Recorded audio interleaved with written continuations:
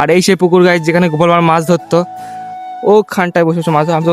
তো গাইজ এটা আমাদের সেই গাছ, এখানে গোপাল ভাঁড় এসে বসতো, তারপরে এই রাজসভায় যেত। দেখে দাও এর ভেতরে আমি এর ভেতরে বসে আছি, পুরো কিচ্ছু নেই গাইজ এখানে, এর ভেতরে ভালো মতো কিছু নেই। এখন গলি গলির মধ্যে দিয়ে আমরা চলে যাচ্ছি তোমাদেরকে ভিডিও দেওয়ার জন্য গাইজ। আর তোমরা আমার চ্যানেলকে সাবস্ক্রাইব না করে এখনো করছো, ফটাকসে সাবস্ক্রাইব করো না কি, ফটাকসে। তো চলো বেশি না বকে আমরা মূল ভিডিওর দিকে যাওয়া যাক, ইন্ট্রোটা শুনে নাও। হে গাইজ, আমি সজল আর তোমাদের সাথে live with Sajal YouTube channel. এটা আমার জীবনের ফার্স্ট ফুল ব্লগ। আর আজকে আমরা যেতে চলেছি গোপাল ভাঁড়ের বাড়ি, যেটা কৃষ্ণনগরে অবস্থিত। আর রাজার নাম হচ্ছে রাজা কৃষ্ণচন্দ্র রায়। চলো আজকে যাওয়া যাক। আর আমার বাড়ি থেকে সেটা অনেকটা কাছেই বলতে পারো, প্রায় 15 থেকে 20 মিনিট জার্নি করলে আমরা চলে যাবো। তো আমার ভিডিওতে তোমরা থাকো, তোমরা ঠিক দেখতে পাবে আমি কোথায় যাই, কি করি, আমি সব দেখাবো গাইজ। গোপাল ভাঁড় কোথায় মাছ ধরতো, গোপাল ভাঁড় কোথায় থাকতো, গোপাল ভাঁড় কোথায় বসে রাজসভায় আসতে, আমি সবকিছু দেখাবো। তোমার ভিডিওতে থাকো ফুল, তোমরা ঠিক দেখ। আর হ্যাঁ, আগেই বলে দিই গাইজ, এটা আমার জীবনের ফার্স্ট ফুল ব্লগ। কিছু ভুল ভ্রান্তি হলে আমাকে ক্ষমা করে দেবে প্লিজ। দেখতে পাচ্ছ আমি রেডি হয়ে গেছি। এদিকে আমার যেগুলো লাগে, আমার ব্যাগ ট্যাগ গুছিয়ে নিয়েছি, দেখতে পাচ্ছ।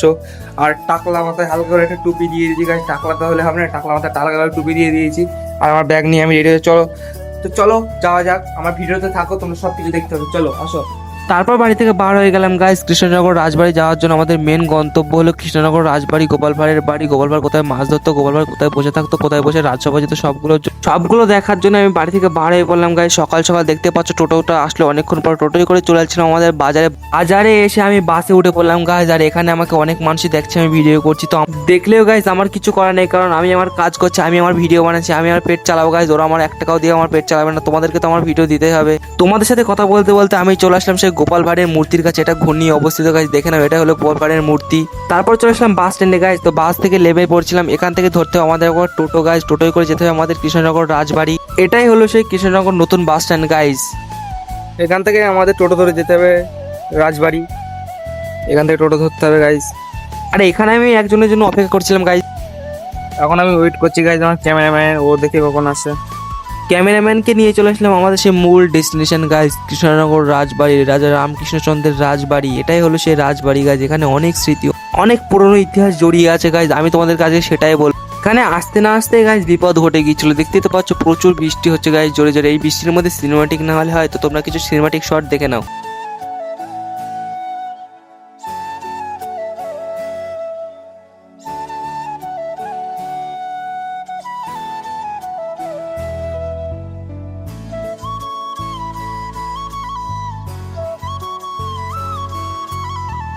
এটা হচ্ছে ঢোকার গেট গাইস, এটা মেন গেট। এই যে এটাই সে রাজবাড়ি, যেখানে রাজা কৃষ্ণচন্দ্র রায় তার দরবার বসাতেন, আর গোপাল তার বুদ্ধিতে সবাইকে হাসিয়ে তুলতেন। আজ এই দরবার গলি সব যেন চুপ করে দাঁড়িয়ে আছে অতীতের গল্প নিয়ে। রাজা কৃষ্ণচন্দ্র রায় 1728 থেকে 1782 পর্যন্ত নদিয়াতে শাসন চালিয়েছিলেন। তো গাইজ এটা আমাদের সেই গাছ, এখানে গোপাল ভাঁড় এসে বসতো, তারপরে এই রাজসভায় যেত। দেখে দাও। আর এটা হচ্ছে এখানে গোপাল ভাঁড় এসে বসতো, তারপরে রাজসভায় যেত। তো ভেতরে আসো, গাছটা অনেক মানে কি বলবো, খারাপ হয়ে গেছে। এখানে ভেতরে আর কিছু নেই, তো আসো। এর ভেতরে আমি ঢুকে পড়ছি গাছ, দেখতে পাচ্ছি ভেতরে কিছু নেই, শুধু এগুলো খেয়ে নিচ্ছে অনেক পোকামাকড় করে। ক্যামেরাটা দাও, এরকম কিচ্ছু নেই। আমি এর ভেতরে বসে আছি, পুরো কিচ্ছু নেই গাইজ এখানে। এর ভেতরে ভালো মতো কিছু নেই। এখানে অনেক ঐতিহাসিক স্মৃতি জড়িয়ে আছে গাইজ। এটা এখনো যেমন সেমনই দেখতে পাচ্ছি, এগুলো পাচ্ছি। যেখানে দেয়ালগুলো দেখতে পাচ্ছি একই রকম আছে, কালারটা কিন্তু মাঝে মধ্যে বলে কালারটা করা হয়েছিল, কিন্তু এখন ভিতরে কাজ চলে, সেটা আমাদের এখন ঢুকতে দেবে না ভিতরে। একটা সময় ছিল যখন এই রাজবাড়ির ভিতরে রাজনীতি, হাসি আর বুদ্ধির খেলা চলতো একসাথে। আজ আমি দাঁড়িয়ে রইলাম সেই ইতিহাসের মাঝে। তোমাদের কেমন লাগলো কমেন্টে জানিও, আর ভালো লাগলে সাবস্ক্রাইব করে পাশে থেকো। আরও অনেক ভিডিও আসছে গল্পের মতো করে। এদিকে ভিডিও করতে করতে দেখি গাছ আকাশে প্রচণ্ড মেঘ করেছে, আর আমি তাই তাড়াতাড়ি করে চলে যাচ্ছিলাম গোপাল ভাঁড় যেখানে বসে মাছ ধরতো, যেই পুকুরটাতে মাছ ধরতো গাছ। তাই তোমাদেরকে দেখানোর জন্য গাছ তাড়াতাড়ি করে হাঁটতে চলেছিলাম সেখানে। এটাই সে পুকুর গাইজ যেখানে গোপাল ভাঁড় মাছ ধরতো গাইজ। ওখানে মাছ ধরতো গোপাল ভাঁড়, আমি তোমাদেরকে দেখাচ্ছি সম্পূর্ণটা।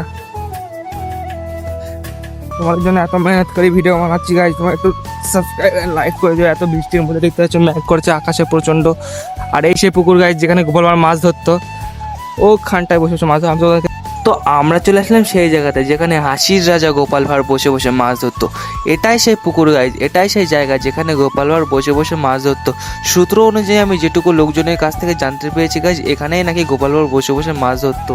আর আজকের ভিডিওটা কেমন লাগলো গাইজ কমেন্ট করে জানিও, অ্যান্ড সাবস্ক্রাইব করে দিও। আর এমন ঐতিহাসিক অজানা কথা বা গল্প জানতে হলে আমার চ্যানেলটিকে সাবস্ক্রাইব করে রেখো। এখন গলির মধ্যে দিয়ে আমরা চলে যাচ্ছি তোমাদেরকে ভিডিও দেওয়ার জন্য গাইজ। আর তোমরা আমার চ্যানেলকে সাবস্ক্রাইব না করে এখনো করছো, ফটাকসে সাবস্ক্রাইব করো না কি? ফটাকসে দেরি নাই, 1 মিনিটও দেরি নাই গাইজ, তাড়াতাড়ি করো।